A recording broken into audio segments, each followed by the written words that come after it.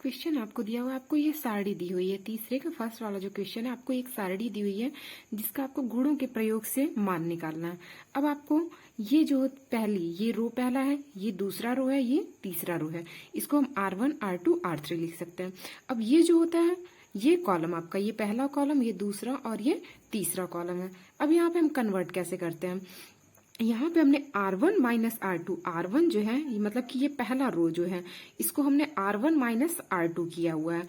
अब R1 minus R2 mean इसको मैंने इससे माइनस कर दिया है। पहले रो को दूसरे वाले रो से माइनस करना। अब 225 में से 210 को अगर आप माइनस करते हैं तो 15, 240 को 225 में से माइनस करते हैं तो 15, और 189 को जब आप 204 में से माइनस करते हैं तो -15 आता है। ये आपकी पहली रो हो गई। अब दूसरी रो में क्या करना है आपको, R2 minus R3, R2 minus R3 mean R2 जो है उसको R3 में से माइनस करना है। अब R3 आपको दिया हुआ है यहाँ पे R2 दिया हुआ 210 और ये दिया हुआ 212। 210 में से 12 को जब माइनस करेंगे तो यहाँ पे -2, 25 में से 52 को माइनस करेंगे तो 27, यहाँ 204 में से 188 को माइनस करेंगे तो 16। ये आपका कन्वर्ट हो गया। और R3 जैसे दिया हुआ है वही हम सेम यहाँ पे लिख लेंगे, 212, 252, 188। अब हमें क्या करना है, यहाँ पे हमको एक इक्वेशन मिल गई, यहाँ पे एक सारणी हमें मिल गई।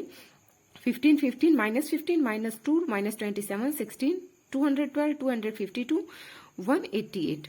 अब हम यहाँ से क्या करेंगे, 15 यहाँ से रो में से हम पहली रो जो आपको दी हुई है R1 जो है उसमें से हम आप 15 कॉमन ले लेंगे। 15 कॉमन लेने पे यहाँ से ये हो जाएगा 1, 1, -1। यहाँ से 15 कॉमन लेने पे यही बचेगा ना, 1, 1, यहाँ से -1। अगला हम सेम R2 और R3 सेम ऐसे ही लिख देंगे, -2, -27, 16, 212, 252, 188। अब यहाँ से हम क्या करेंगे, C2 जो हमें दिया हुआ है, C2 मीन ये पूरा पद जो है ये C1 का है, ये जो है ये C2 का, और ये वाला जो है ये C3 का है।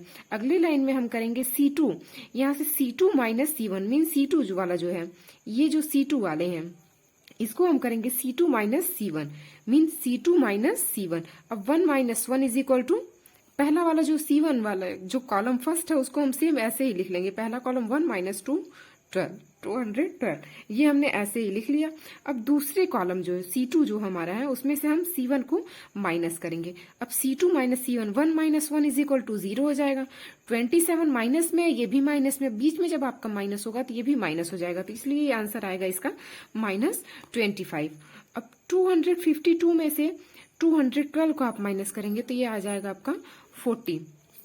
अगला आपको दिया हुआ है C3, C3 को आप करते हैं C3 प्लस C1। अब C3 प्लस C1, C3 आपका है -1, -1 में जब आप +1 करेंगे तो 0, 16 प्लस और ये -2 है तो माइनस ही होगा, तो ये हो जाएगा 14। अब 188 प्लस 212 मीन ये C3 जो दिया हुआ है उसको हमको C1 से ऐड करना है, तो यहाँ पे आपका हो जाएगा 400। अब आप यहाँ पे देख पा रहे होंगे कि आपका कॉलम 2 जो है इसका पहला पद जो आपको दिया हुआ है ये दोनों 0 हो गए, मीन इसको आप ना भी मल्टीप्लाई करेंगे तो क्योंकि आपको जब ये 0 आप लेते हैं तो ये रो और वही कॉलम आप छोड़ते हैं, फिर एटलीस्ट लास्ट आपका 0 ही आएगा। तो आपका C2 और C3 इसके पूरे मान जो आएंगे सॉल्व करने के बाद 0 ही आएंगे, तो इसलिए इसको सॉल्व करने की जरूरत नहीं है। आपका बचता है C1। अब C1 में जब आप ये 15 पहले से हमने कॉमन लिया तो 15 पहले लिख लेंगे।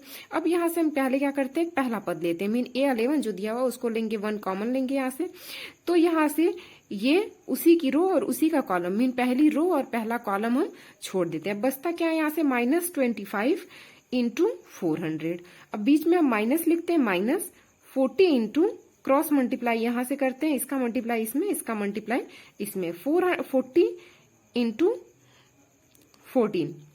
अब यहाँ से 15, ये 1 का मल्टीप्लाई आप करेंगे तो सब कुछ वही रहेगा, ये -25 का मल्टीप्लाई 400 में करेंगे तो 1000, माइनस ये 40 का मल्टीप्लाई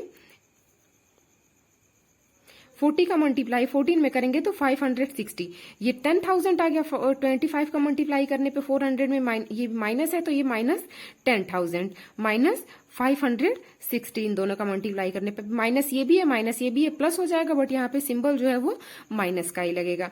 15 इंटू -10,560 यहाँ पे मल्टीप्लाई करने पे आपका आंसर हो जाएगा -1,58,000